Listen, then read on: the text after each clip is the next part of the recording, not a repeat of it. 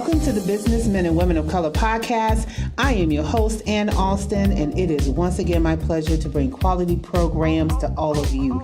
We are here back again with another two-time returning podcaster who is also a corporate sponsor, Women Offering Wealth, huge supporter of Austin Tech and everything that we're doing, and we're definitely supporting them here in 2019 to be part of the movement here again in 2019 because we are excited for the fourth year in a row to be here having more than 58 people on this podcast platform that is here to share their information with you.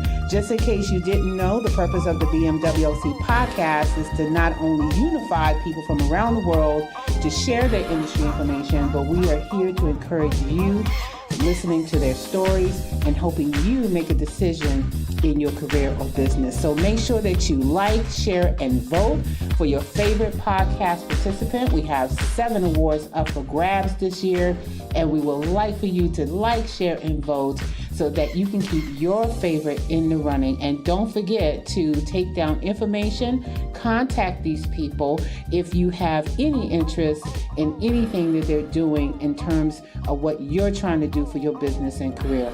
So before we get into our exciting podcast today, I would like to take a moment to thank our corporate sponsors who are My Financial Home, Evangelism Radio, J&F Enterprises, Sirius Consulting, Autism Families Rock, Awakening to Love, Eli Natoli, Kimberly McLemore, True Synergy, and Platinum Financial Services, along with all of our BMWC participants who are helping to make this season a huge success.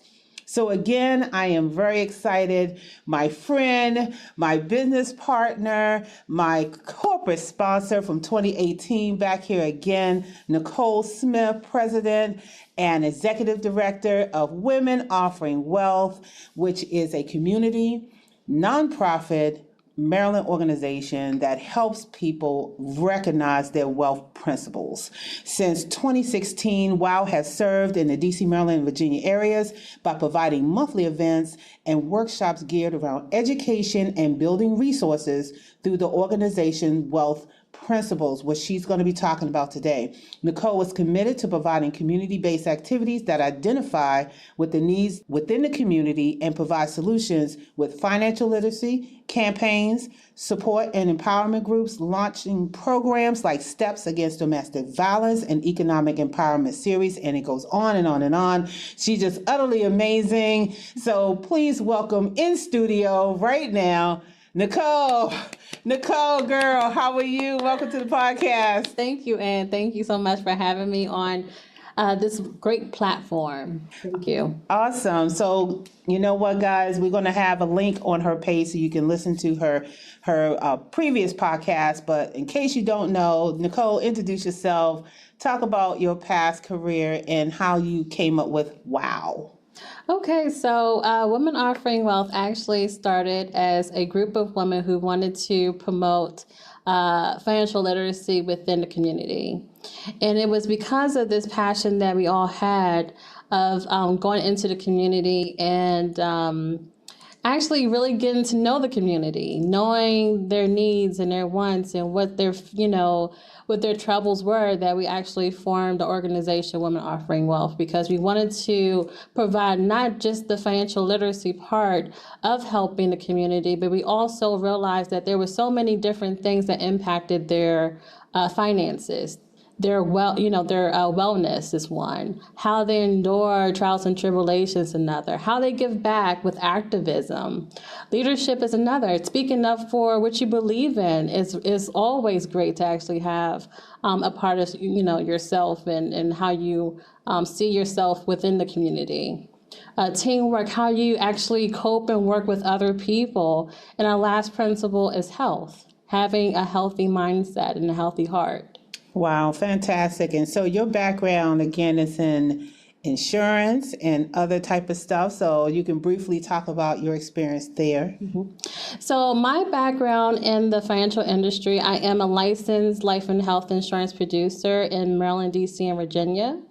And I also have a background in payroll deduction. So I literally, for a good part of the year, I go and travel to different businesses and help different employees within the businesses understand what's been taken out of their paycheck every 2 weeks. All right, fantastic. And so since the last time you was on the podcast, what have you been up to since then? There's a whole year right there. And I know that you're like all over Maryland. Talk a little bit about some of the things that you've done since the last time you've been on the podcast.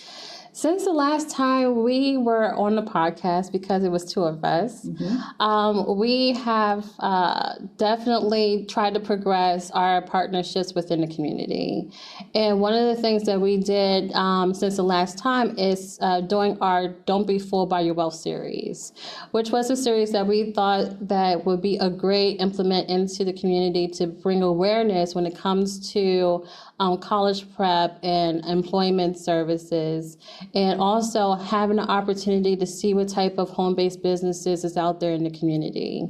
So we did it back to back. It was a 2-week series where it not only touched young adults and youth looking for employment opportunities and wanting to start their resume, all the way up to the retirees looking to not get back in the workforce, but want to start their own business as well. So we touched a lot of people in that series. Okay, and there was also opportunities for scholarships, correct? Yes. Okay, so talk a little bit about that and some of the partnerships you made around that. So one of the partnerships that we made was with Paralegal Institute of Washington, and we provided a scholarship, and we're still looking at this current moment. So it's still an opportunity for someone to have a full ride to become a paralegal. We also did college prep courses with one of our partners to help the youth understand that there is money out there to be applied to their college higher education. Okay, fabulous. And so I guess I think what people need to understand is that, being in a nonprofit, it takes a lot of work. And doing all the things that you've done over the last year, having events like every single month to touch every part of the community, speak on maybe some of the things that I would say to share some experiences of learning lessons, because there's a lot of us, or I would say a lot of listeners who are aspired to be a nonprofit, to do the type of work that you're doing, where you're touching on every single wealth principle that touches on just about every single thing that people go through on a daily basis. So, maybe share some tips on how you're able to manage that and really connect with the community to bring that kind of service to them. Well, the first thing that our organization does is we go out there and we talk directly to the residents of our county, which is Prince George's County.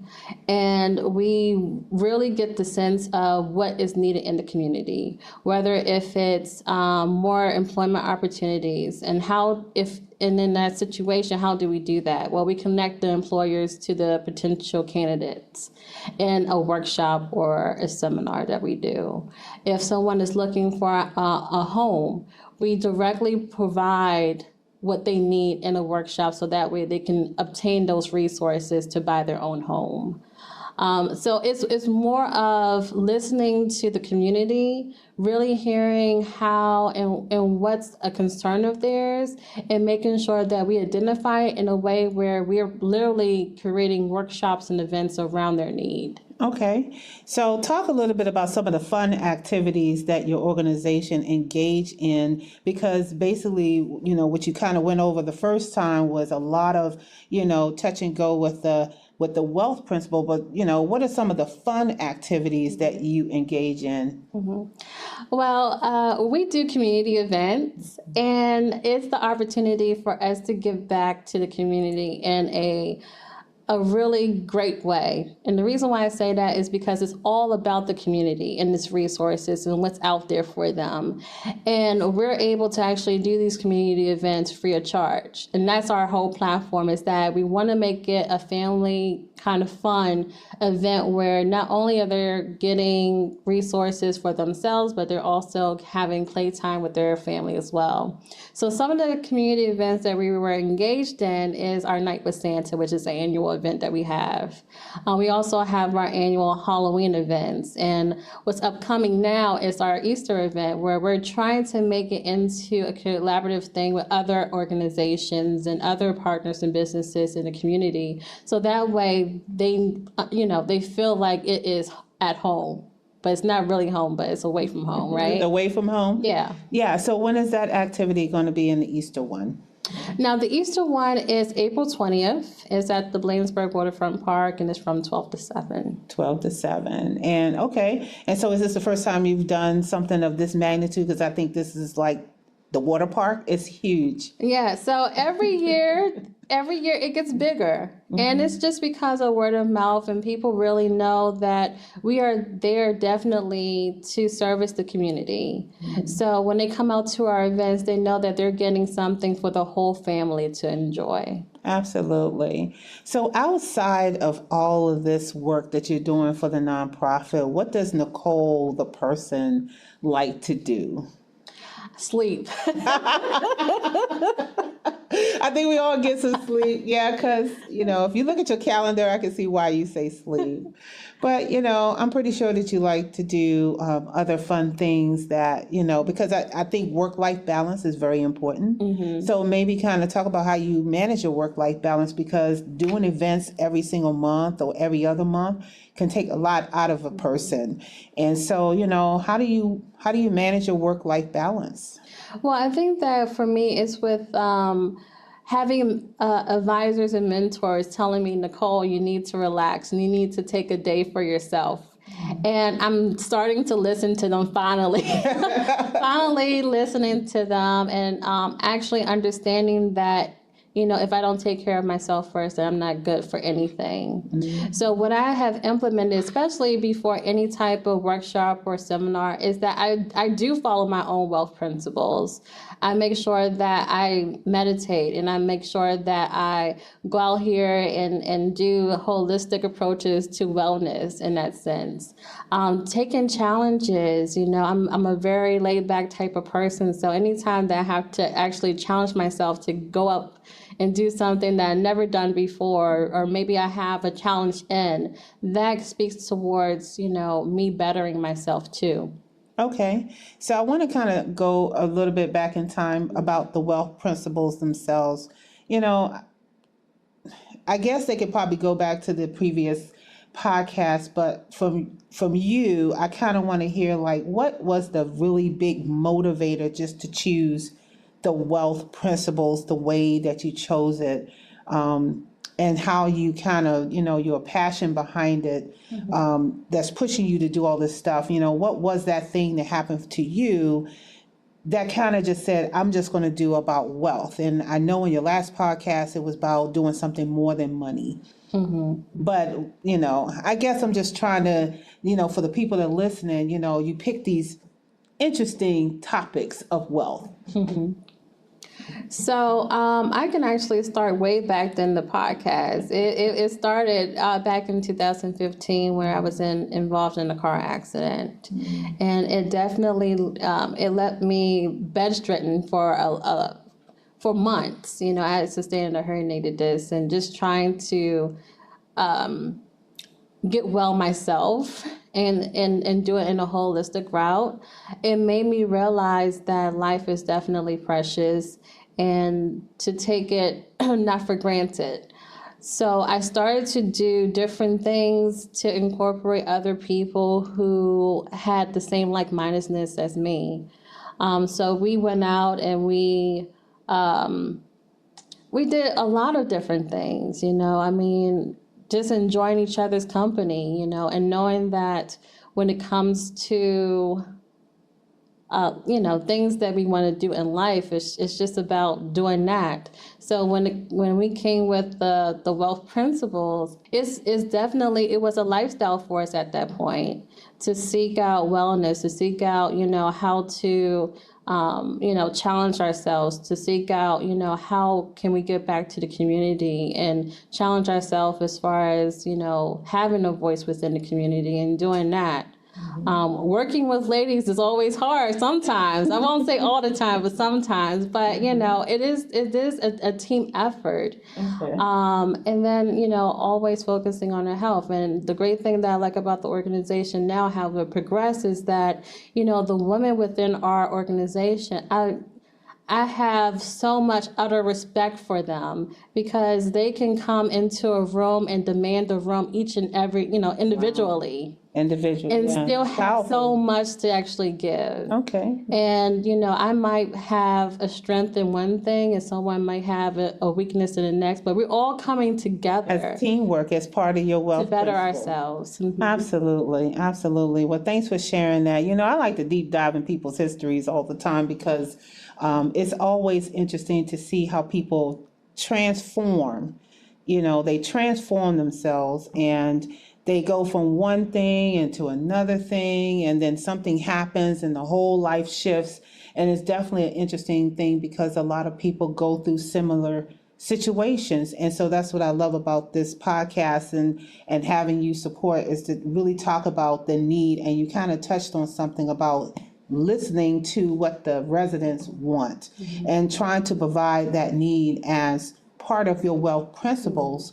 So if somebody wanted to do a nonprofit such as yours, what will be the top 3 challenges that they will face?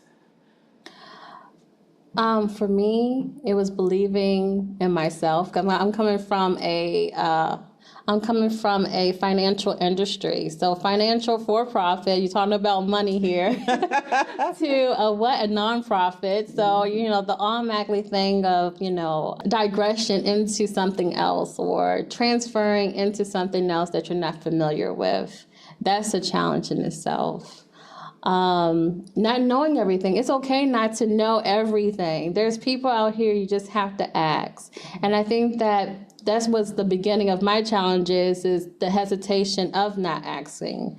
And realizing that there's a lot of people out here that could potentially help. I just have to ask. Just have to ask. And knowing that I'm not Superwoman, I can't do everything. I have to delegate responsibilities, and that's really hard for me, because I'm always that type of person that takes on every single thing.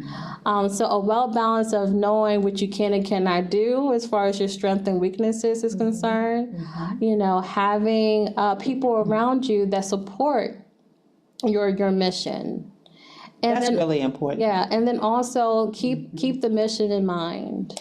Right. I kind of want to add on having really good board members and your team that align with what you do, and really fully understand what is all involved in running a nonprofit organization, especially if they have a whole lot of other stuff going on. To know that most nonprofits are charity organizations, and so they run based on a cause, or they may be a foundation looking to help another nonprofit, or they might just seek philanthropy where they unify different nonprofit organizations. And so just really understanding that piece, I think, is critical for any nonprofit. And I'm not going to lie, it's hard running a nonprofit. You're gonna go up and down. You're going to lose board members. You're going to lose other members. But as long as you keep the cause out in front, then I think that anybody who wants to do a nonprofit and do what you do is going to be successful. Well, it's definitely been a journey. And anyone that know, and you know me, Yeah, I know you. that I'm nice to a fault, and sometimes I can come off as very naive. Because when we started this organization, we were just happy that people showed up. I mean, we were literally like a meetup. Like, we were happy to do what we do and provide resources. After a while, when we finally realized that, hey, we gotta do certain things, we gotta follow certain guidelines and procedures, that's when the fun is still there, but now it's time that we definitely get down to business. Okay. And because we're in a human, service, type of organization, we want to make sure that the people get exactly what they want. Mm-hmm. There's so many stories out there where, people lack the knowledge of where to go as far as resources. And I like the fact that when, we have a community member, not even associated with the organization, call for resources, that does something that we're doing our job as far as putting that information out there. And we do our best to make sure that whatever they call for, that at the end of that phone call, they get exactly what they want. And I think that they appreciate that. Okay. So we're going to be getting down to the end of your interview. So what new upcoming events past the Easter extravaganza, I think that's the name of it, what do you have going on in the months ahead? Well, we're bringing back Wildfire. And Wildfire is an opportunity for anyone who wants to just release old past hurts, anything that they feel like is holding them back from greatness.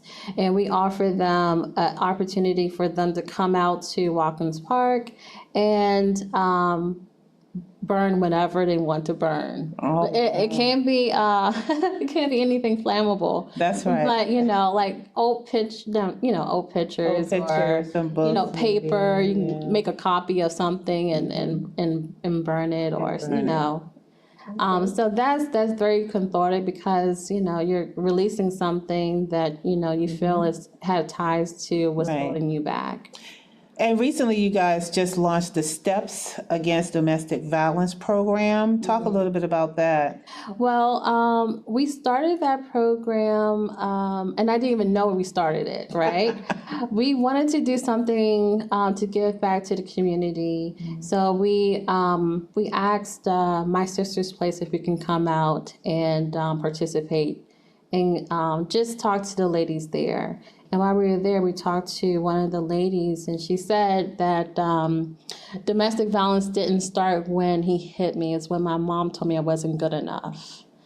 And that right there touched all of our hearts. And we're like, okay, how do we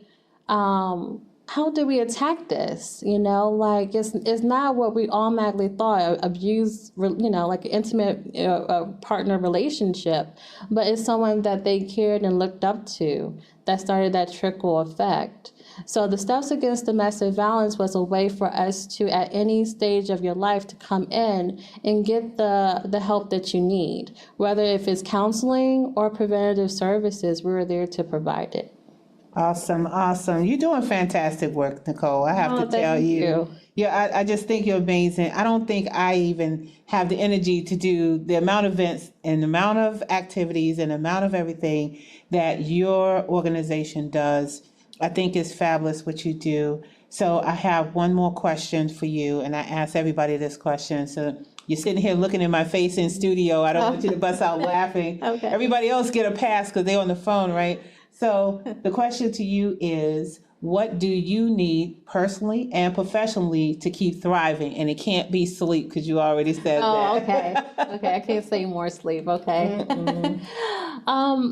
To keep me thriving professionally is to have more people understand that to actually promote this organization, we need more people out there that have products and services that they want to collaborate with.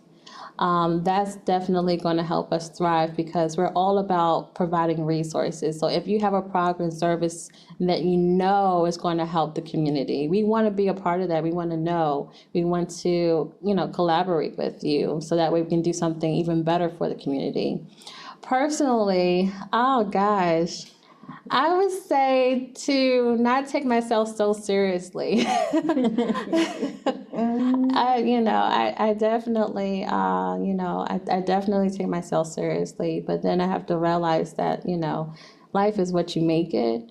And it's okay not to know everything. It's okay not to be perfect at everything. I mean, this is totally different. I mean, the podcast, to hear myself, you got me on here talking about myself, which is totally different than what I normally do because I don't talk about myself. But, taking challenges personally. Yeah, absolutely. Absolutely.